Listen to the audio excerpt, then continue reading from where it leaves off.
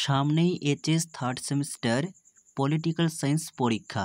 সেই পলিটিক্যাল সায়েন্সের last minute গুরুত্বপূর্ণ 40টি এমসিকিউ প্রশ্নের ফাইনাল সেট নিয়ে আজকের এই স্পেশাল ভিডিওতে থাকা প্রত্যেকটি প্রশ্ন ভীষণ গুরুত্বপূর্ণ, তাই ভিডিওটি স্কিপ না করে প্রথম থেকে শেষ পর্যন্ত কন্টিনিউ দেখতে থাকো এবং আজকের ভিডিওতে বলা প্রশ্নগুলি প্রয়োজনে তুমি খাতায় নোট ডাউন করে নাও, কারণ এই রকমই প্রশ্ন আসতে চলেছে।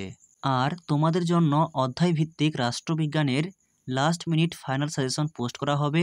সেই ভিডিওর নোটিফিকেশন সবার আগে পেতে চ্যানেলটিকে সাবস্ক্রাইব করে রাখতে একেবারেই ভুলো না। তাহলে শুরু করা যাক আজকের ভিডিওর মূল আলোচ্য বিষয়। প্রথম প্রশ্ন, ঠান্ডা লড়াই শব্দটি প্রথম প্রয়োগ করেন? Option A Bernard Baruch. এরপর 2, প্রক্সি যুদ্ধ কৌশলটি ব্যবহৃত হয়েছিল? অপশন সি ঠান্ডা লড়াইয়ে। 3, ওয়ারশ চুক্তি গঠিত হয় কার উদ্যোগে? অপশন সি সোভিয়েত ইউনিয়নের। 4, জোট নিরপেক্ষ আন্দোলনের জনক হলেন?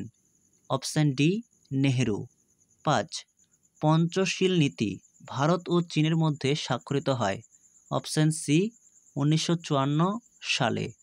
6, ঠান্ডা লড়াইকে যুদ্ধের এক নয়া কৌশল বলেছেন? Option A Friedman. এরপর 7, দেতাত একটি ড্যাশ? অপশন এ ফরাসি শব্দ। 8, কোন সম্মেলনের মাধ্যমে ঠান্ডা লড়াইয়ের সূত্রপাত ঘটে? অপশন বি পটসডাম সম্মেলন। 9, জাতিপুঞ্জের সনদ গৃহীত হয়েছিল? অপশন সি সান ফ্রান্সিসকো সম্মেলনে। এরপর 10, সম্মিলিত জাতিপুঞ্জ প্রতিষ্ঠিত হয়? অপশন বি 1945 এর 24 অক্টোবর। 24 অক্টোবর দিনটিকে জাতিপুঞ্জ দিবস হিসেবে পালন করা হয়। এরপর 11, সম্মিলিত জাতিপুঞ্জের 193তম সদস্য রাষ্ট্র হল? অপশন ডি দক্ষিণ সুদান। এরপর 12, সম্মিলিত জাতিপুঞ্জের যে নীতির ভিত্তিতে সকল রাষ্ট্রের দ্বারা প্রত্যেক রাষ্ট্রের নিরাপত্তাকে নিশ্চিত করা হয়? অপশন ডি যৌথ নিরাপত্তা। এরপর 13, বিবৃতি এ সম্মিলিত জাতিপুঞ্জের শিক্ষা, বিজ্ঞান ও সংস্কৃতি বিষয়ক সংস্থা হল ইউনেস্কো। কারণ আর শিক্ষা, বিজ্ঞান ও সাংস্কৃতিক ক্ষেত্রে সহযোগিতার মাধ্যমে ইউনেস্কো বিশ্ব শান্তি প্রতিষ্ঠায় সাহায্য করে। এখানে বিবৃতি এবং কারণ দুটি ঠিক, তাই এর সঠিক উত্তর হয়ে যাবে বিকল্প এ। এ ও আর উভয়ই সঠিক এবং আর হলো এ এর সঠিক ব্যাখ্যা। এরপর 14, কাকে রাষ্ট্রসংঘের দূত বলা হয়? Option D মহাসচিবকে। 15, সম্মিলিত জাতিপুঞ্জের নিরাপত্তা পরিষদের স্থায়ী সদস্য সংখ্যা হল? Option C 5। নিরাপত্তা পরিষদের মোট সদস্য সংখ্যা 15, যার মধ্যে স্থায়ী 5 এবং অস্থায়ী 10। এরপর 16, জাতিপুঞ্জের যে কোনো একটি দুর্বলতা হল? অপশন বি নিজস্ব সৈন্যবাহিনী নেই। এরপর 17, নিচের কোনটি প্রচলিত নিরাপত্তার উপাদান?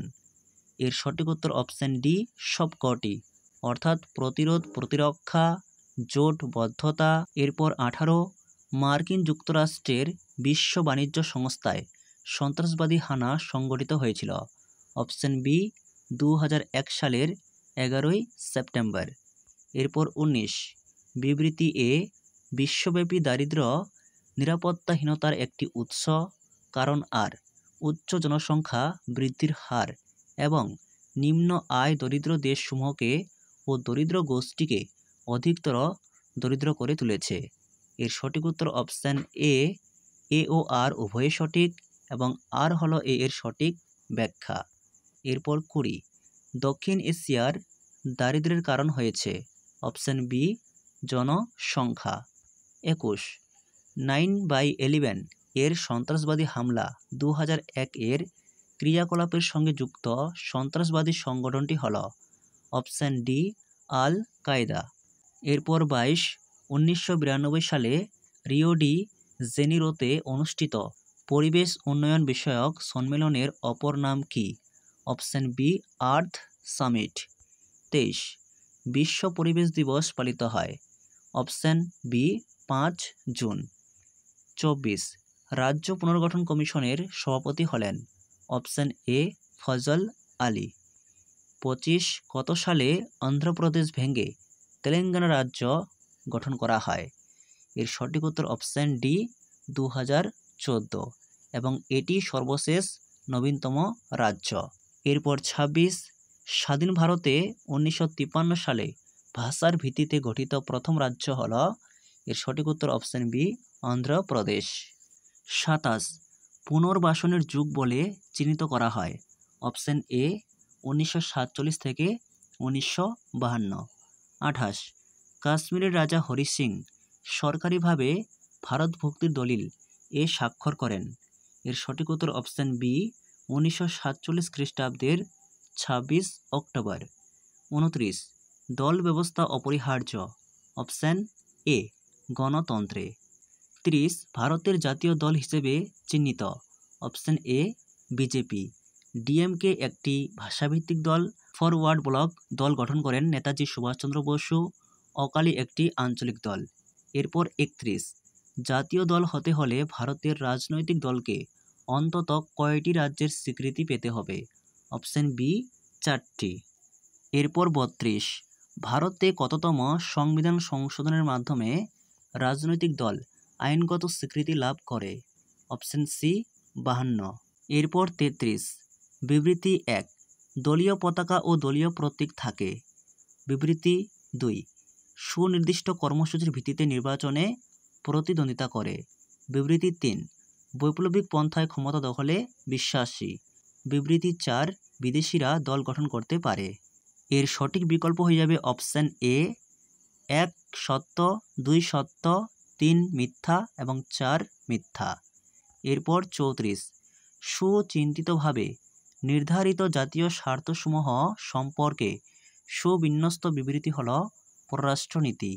কে বলেছেন? এর সঠিক উত্তর অপশান এ এফ.এস. হার্টম্যান। এরপর 35 পলিটিক্স অ্যামং নেশনস বইটি কার লেখা? Option D Morgan থাউ। এরপর 36 1-2-3 চুক্তি স্বাক্ষরিত হয়েছিল? অপশান বি 2007 সালে। 37 সার্ক এর স্থায়ী সচিবালয় অবস্থিত? Option C Kathmandu.